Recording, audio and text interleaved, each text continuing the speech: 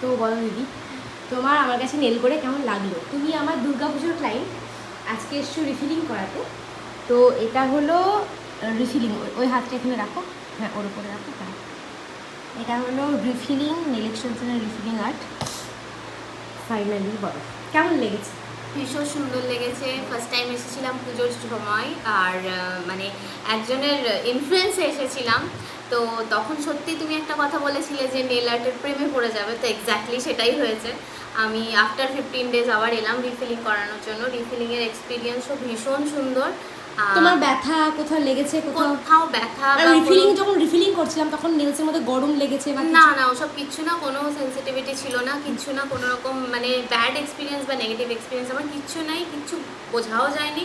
Simply যেমন নেলসের ওপর যা টাচ করলে যেমন ফিল হয় ওরকমই ফিল হয়েছে। ভীষণ সুন্দর আর ভীষণ ডেলিকেটভাবে তুমি যত্ন নিয়ে কাজ করো। আমার মানে আমি ভীষণ স্যাটিসফাইড, খুব ভালো লেগেছে। Thank you Thank you. So much. Bye bye. অবশ্যই টাটা বাই। আরেকবার দেখিয়ে দিই, তারপর টাটা। একদম। রাখো রাখো হাতটা রাখো। এই ছিল নেলস, ওই হাতটা এখানে রাখো, হ্যাঁ।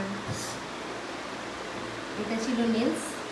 আগের নেলসটাও তোমাদের সঙ্গে শেয়ার করে দিচ্ছি, তোমরা দেখে নাও আগে কেমন ছিল। তো তোমরা সবাই জানাবে কেমন লাগছে এই নেলসটা রিফিলিং করার পর। সবাই টাটা।